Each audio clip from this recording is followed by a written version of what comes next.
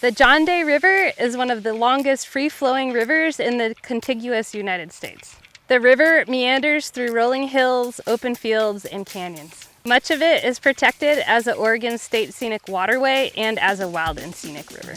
Recreation opportunities are endless. They include whitewater boating, fishing, hunting, wildlife viewing, and photography. We hope you come out to experience this beautiful natural resource. When you do, studying up on a few leave no trace principles can make a huge difference. Let's ensure that John Day is well cared for, both for present and future generations. The most important part of any adventure is planning and preparation. If you plan on boating on the John Day between Service Creek and Tumwater Falls, recreation.gov is where you will go to get your permit.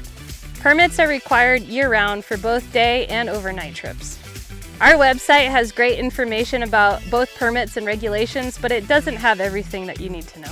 One of the most important things to know about the John Day is that water flow can be difficult to predict and it can change very quickly.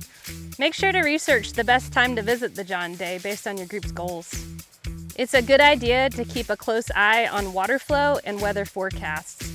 Make sure you have the appropriate watercraft, equipment, and team. Make sure the trip that you plan meets the expectation, preparedness, and skill level of your group. Our website has great know before you go information. We have links to current water flows, short-term forecasts, and long-term forecasts. We have a section on boater safety and a link to an example packing list. Taking the time up front to plan ahead and prepare can help your group have a positive and fun experience on the John Day River. One more thing, tie it up, clip it in, strap it down, and don't forget to tie up your boat. You never know when the levels are going to come up. When you're on the river, remember to bring your required gear. This includes a portable river toilet, a fire pan with 2-inch sides if you're outside of the fire ban, a life jacket, a whistle. If you're looking for a complete list, check out our website.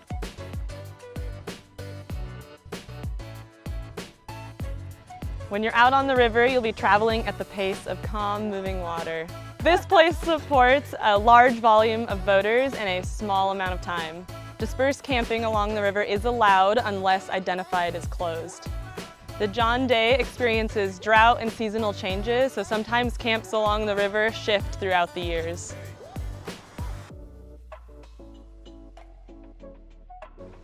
There's nothing better than relaxing at a nice clean beach after a long day at the oars. As we see use increasing, it's becoming more important than ever to do what we can to limit the impact. Make sure to pack all of your garbage out, including toilet paper and food waste. That includes pistachio shells and orange peels and any scraps of food. Make sure to do a final trash sweep before you leave camp. Even small pieces shouldn't be left behind.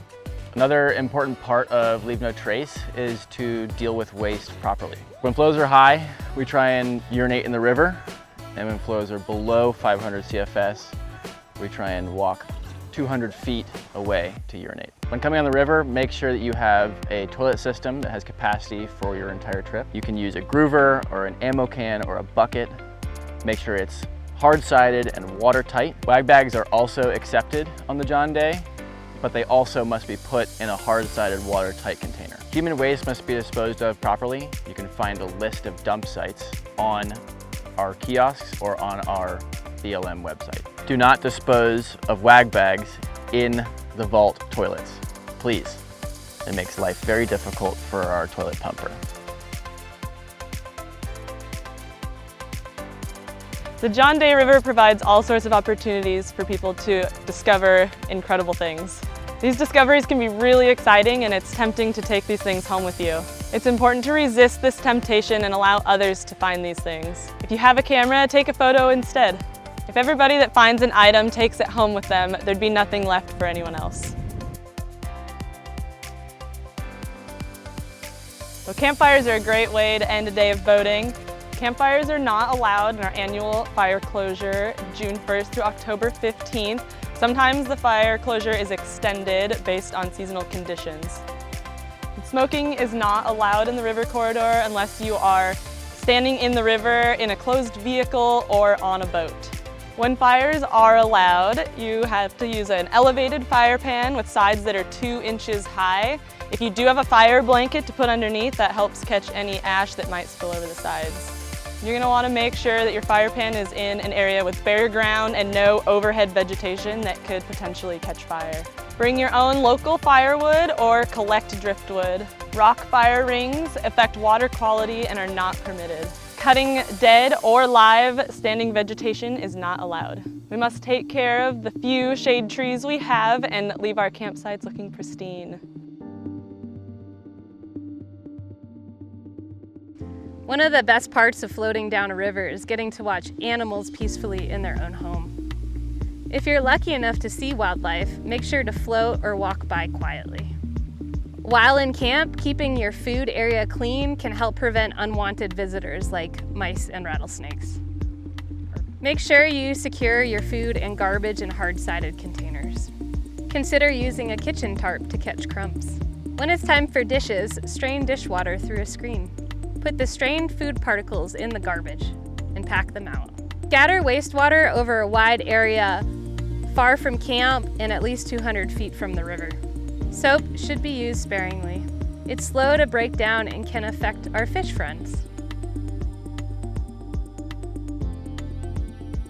Please remember that you're sharing this river with other folks, and you have to practice good etiquette on the water as well as at the boat ramps. When launching or taking off the river, it's important to be friendly to others. Everyone's excited to get on or off the water, so it's also important to make sure to stay to one side of the boat ramp.